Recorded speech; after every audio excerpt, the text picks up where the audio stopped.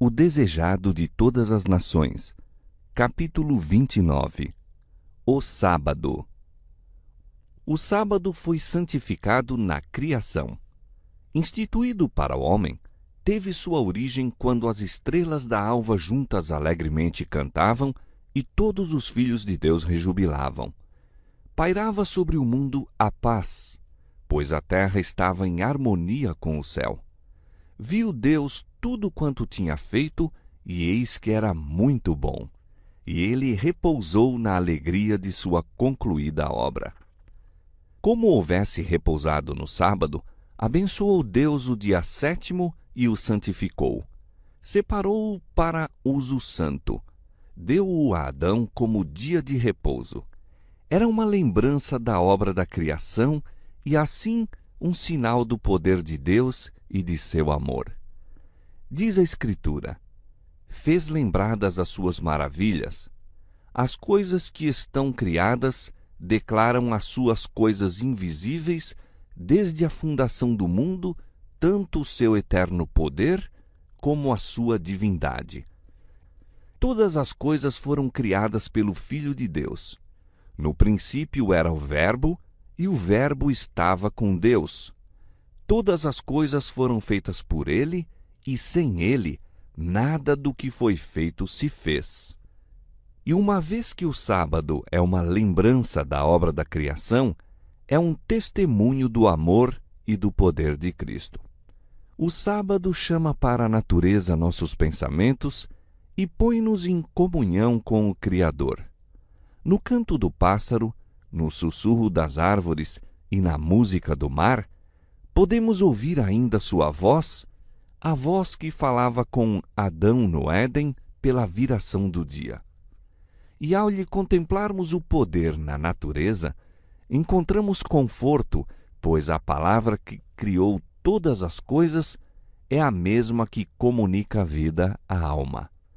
Aquele que disse que das trevas resplandecesse a luz, é quem resplandeceu em nossos corações para a iluminação do conhecimento da glória de Deus na face de Jesus Cristo.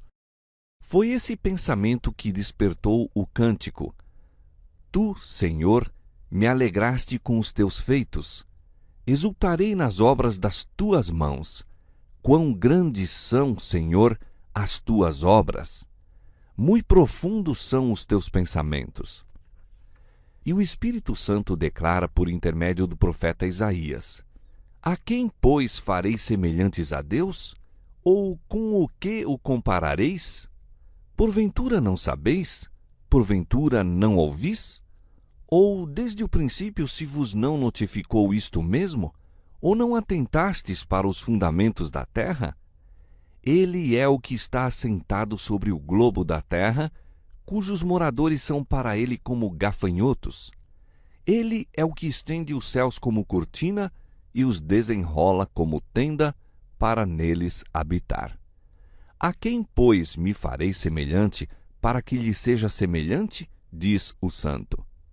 Levantai ao alto vossos olhos e vede quem criou estas coisas, quem produz por conta o seu exército, quem a todas chama pelos seus nomes. Por causa da grandeza das suas forças e pela fortaleza do seu poder, nenhuma faltará. Por que, pois, dizes, ó Jacó, e tu falas, ó Israel, o meu caminho está encoberto ao Senhor, e o meu juízo passa de largo pelo meu Deus? Não sabes, não ouviste que o eterno Deus, o Senhor, o Criador dos fins da terra, nem se cansa nem se fatiga? Dá esforço ao cansado e multiplica as forças ao que não tem nenhum vigor. Não temas, porque eu sou contigo. Não te assombres, porque eu sou teu Deus. Eu te esforço e te ajudo, e te sustento com a destra da minha justiça. Olhai para mim e sereis salvos, vós todos os termos da terra, porque eu sou Deus e não há outro. Eis a mensagem escrita na natureza, e que o sábado se destina a conservar na memória. Quando o Senhor pediu a Israel que lhe santificasse os sábados, disse: servirão de sinal entre mim e vós, para que saibais que eu sou o Senhor vosso Deus. O sábado estava incluído na lei dada no Sinai, mas não foi então que primeiro se tornou conhecido como dia de descanso. O povo de Israel tinha disso conhecimento antes de chegarem ao Sinai. No caminho para aí, o sábado era guardado. Quando alguns o profanaram, o Senhor os repreendeu, dizendo: Até quando recusareis guardar os meus mandamentos e as minhas leis? O sábado não se destinava meramente a Israel, mas ao mundo. Fora tornado conhecido ao homem no Éden, e como os demais preceitos do Decálogo, é de imutável obrigatoriedade. Dessa lei, de que o quarto mandamento é uma parte, declara Cristo: Até que o céu e a terra passem, nem um jota ou um tio se omitirá da lei, sem que tudo seja cumprido. Enquanto os céus e terra durarem, continuará o sábado como sinal do poder do Criador. E quando o Éden florescer novamente na terra, o santo e divino dia de repouso será honrado por todos debaixo do sol. Desde um sábado até ao outro, os habitantes da glorificada nova terra irão adorar perante mim, diz o Senhor. Nenhuma outra das instituições dadas aos judeus tendia a distingui-los tão completamente das nações circunvizinhas como o sábado. Era a intenção do Senhor que sua observância os designasse como adoradores seus. Seria um sinal de sua separação da idolatria e ligação com o verdadeiro Deus. Mas a fim de santificar o sábado, os homens precisam ser eles próprios santos. Devem, pela fé, tornar-se participantes da justiça de Cristo. Quando foi dado a Israel o mandamento: lembra-te do dia do sábado para o santificar, o Senhor lhes disse também: e ser-me-eis homens santos. Só assim poderia o sábado distinguir Israel como os adoradores de Deus.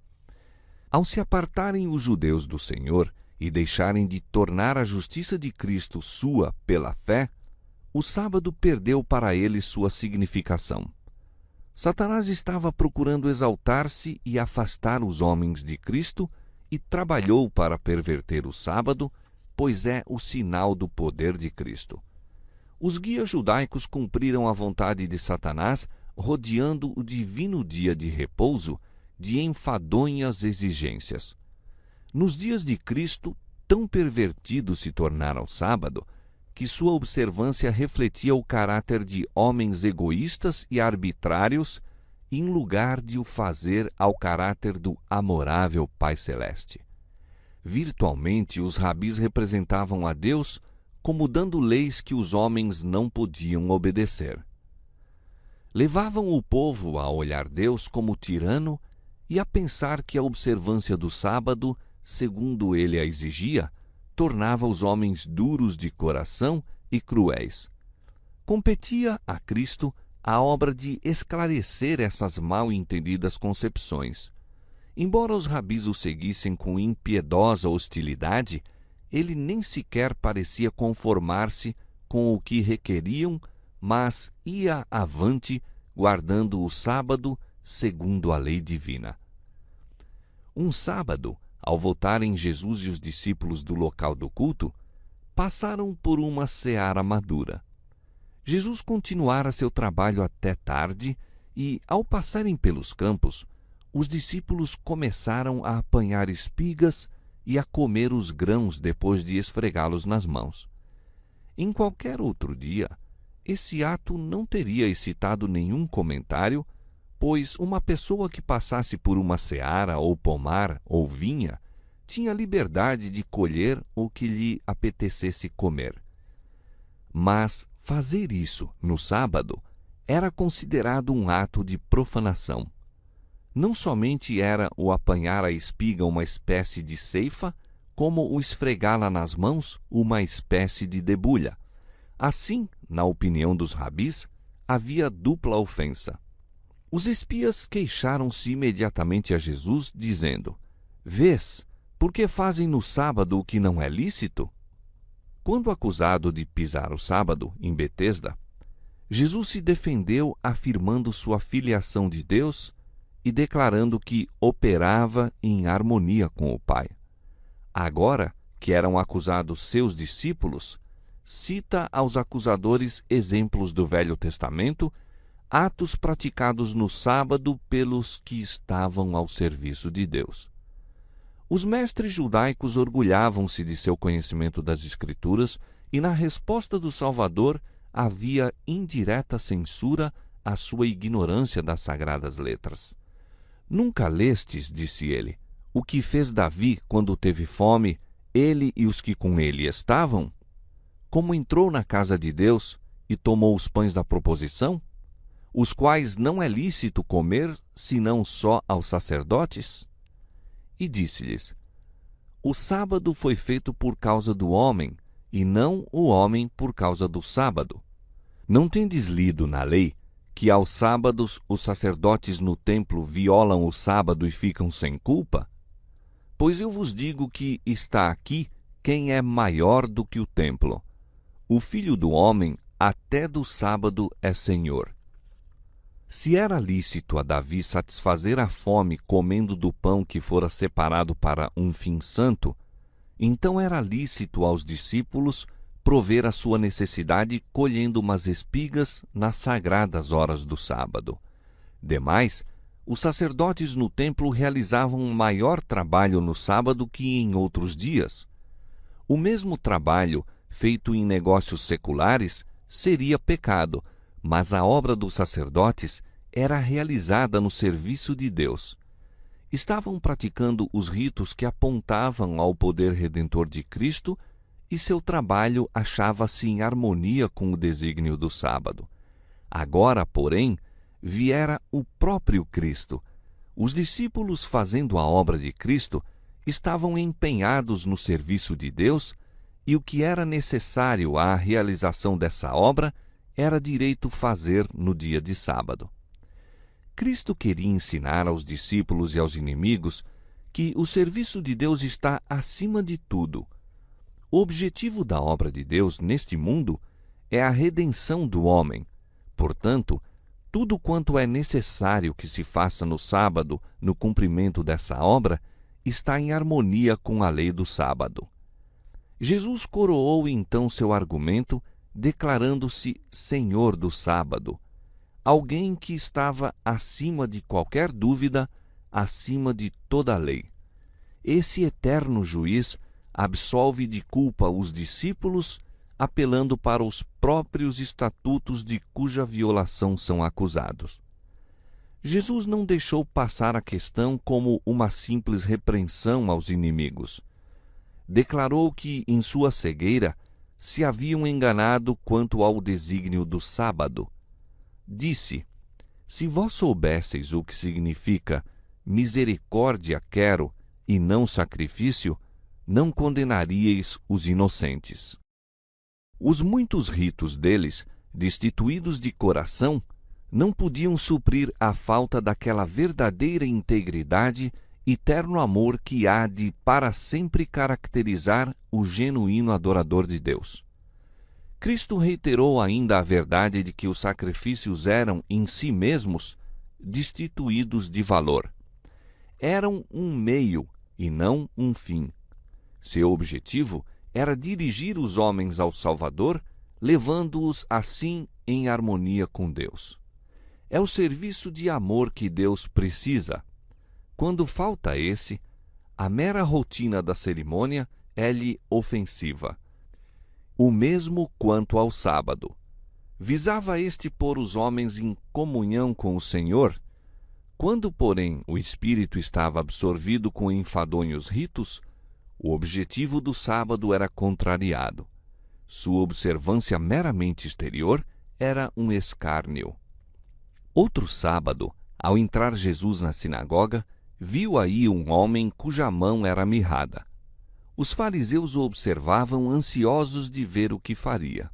Bem sabia o Salvador que, curando no sábado, seria considerado transgressor, mas não hesitou em derribar o muro das exigências tradicionais que atravancavam o sábado.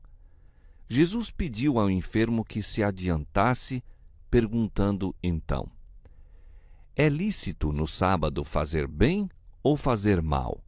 Salvar a vida ou matar?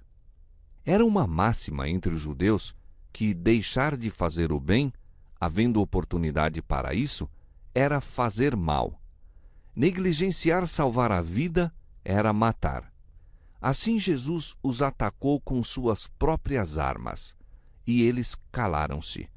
E olhando para eles em redor com indignação, condoendo-se da dureza do seu coração, disse ao homem: estende a tua mão. E ele a estendeu, e foi-lhe restituída a sua mão, sã como a outra. Quando interrogado: é lícito curar no sábado?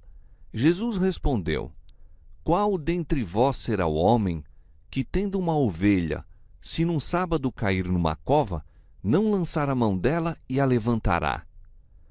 Pois quanto mais vale um homem do que uma ovelha? É, por consequência, lícito fazer bem nos sábados. Os espias não ousaram responder a Jesus em presença da multidão, por temor de se envolverem em dificuldades. Sabiam que ele dissera a verdade. De preferência a violar suas tradições, deixariam um homem sofrer, ao passo que socorreriam um animal por causa do prejuízo para o possuidor, caso fosse o mesmo negligenciado. Assim, maior era o cuidado que manifestavam por um animal que por um homem criado à imagem divina. Isso ilustra a operação de todas as religiões falsas.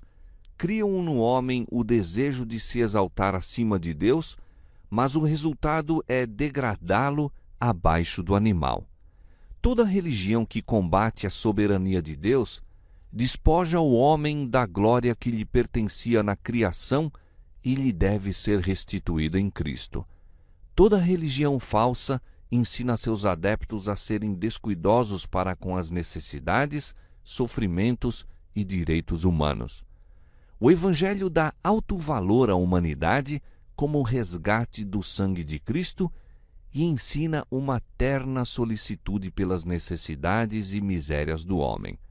O Senhor diz: farei que um homem seja mais precioso do que o ouro puro e mais raro do que o ouro fino de Ofir. Quando Jesus se voltou para os fariseus com a pergunta se era lícito no dia de sábado fazer bem ou mal, salvar ou matar, pôs-lhes diante os próprios maus desígnios deles. Estavam lhe dando caça à vida com ódio acerbo, ao passo que ele salvava a vida e trazia felicidade às multidões. Seria melhor matar no sábado, como estavam planejando, do que curar o aflito como fizera ele? Seria mais justo ter o homicídio no coração durante o santo dia de Deus que amor para com todos os homens, amor que se exprime em atos de misericórdia? Na cura da mão mirrada, Jesus condenou o costume dos judeus e colocou o quarto mandamento no lugar que Deus lhe destinara. É lícito fazer bem nos sábados, declarou ele. Pondo à margem as absurdas restrições dos judeus, Cristo honrou o sábado, ao passo que os que dele se queixavam estavam desonrando o santo dia de Deus. Os que afirmam que Cristo aboliu a lei, ensinam que ele violou o sábado e justificou os discípulos em assim fazer. Colocando-se assim na mesma atitude que tomaram os astutos judeus, contradizem dessa maneira o testemunho do próprio Cristo, que declarou: tenho guardado os mandamentos de meu Pai e permaneço no seu amor. Nem o Salvador, nem seus seguidores violaram a lei do sábado. Cristo era um vivo representante da lei. Nenhuma transgressão de seus santos preceitos se encontrou em sua vida. Olhando a uma nação de testemunhas ansiosas por uma oportunidade para o condenar, pôde dizer sem contradição: quem dentre vós me convence de pecado? O Salvador não viera para pôr de parte o que os patriarcas e profetas haviam falado, pois ele próprio falara por intermédio desses representantes. Todas as verdades da palavra de Deus tinham vindo dele, mas essas inapreciáveis joias haviam sido postas em falsos engastes.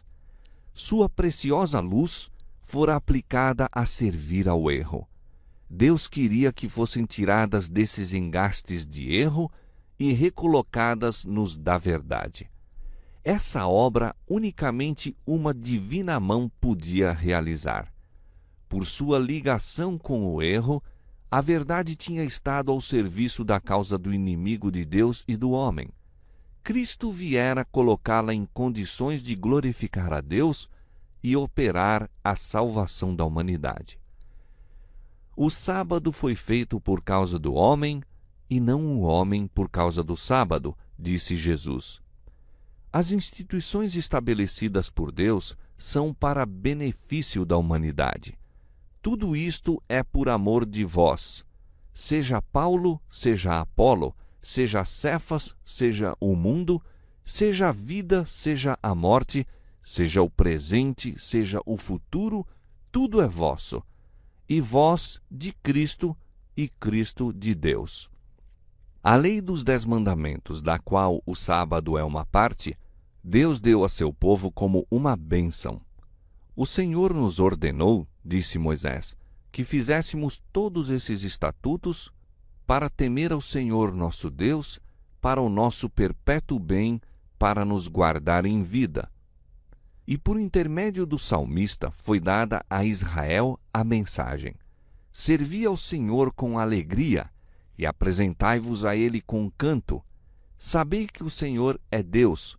Foi Ele, e não nós, que nos fez povo seu e ovelhas do seu pasto. Entrai pelas portas dele com louvor e em seus átrios com hinos. E o Senhor declara acerca de todos quantos guardarem o sábado, não o profanando: os levarei ao meu santo monte e os festejarei na minha casa de oração. Assim o Filho do Homem, até do sábado, é Senhor. Estas palavras acham-se repletas de instrução e conforto. Por haver o sábado sido feito para o homem, é o dia do Senhor. Pertence a Cristo, pois todas as coisas foram feitas por Ele, e sem Ele, nada do que foi feito se fez. Uma vez que Ele fez todas as coisas, fez também o sábado. Este foi por Ele posto à parte como lembrança da criação. Mostra-o como Criador, tanto como Santificador. Declara que aquele que criou todas as coisas no céu e na terra, e por quem todas as coisas se mantêm unidas, é a cabeça da Igreja, e que por seu poder somos reconciliados com Deus. Pois, falando de Israel, disse: também lhes dei os meus sábados, para que servissem de sinal entre mim e eles, para que soubessem que eu sou o Senhor que os santifica, os torna santos. Portanto, o sábado é um sinal do poder de Cristo para nos fazer santos. E é dado a todos quantos Cristo santifica. Como sinal de seu poder santificador, o sábado é dado a todos quantos, por meio de Cristo, se tornam parte do Israel de Deus. E o Senhor diz: se desviares o teu pé do sábado, e de fazer a tua vontade no meu santo dia, e se chamares ao sábado deleitoso e santo dia do Senhor digno de honra, então te deleitarás no Senhor. A todos quantos recebem o sábado como sinal do poder criador e redentor de Cristo, ele será um deleite. Vendo nele Cristo, nele se deleitam. O sábado lhes aponta as obras da criação como testemunho de seu grande poder em redimir. Ao passo que evoca a perdida paz edênica, fala da paz restaurada por meio do Salvador. E tudo na natureza lhe repete o convite: vinde a mim, todos os que estáis cansados e oprimidos, e eu vos aliviarei.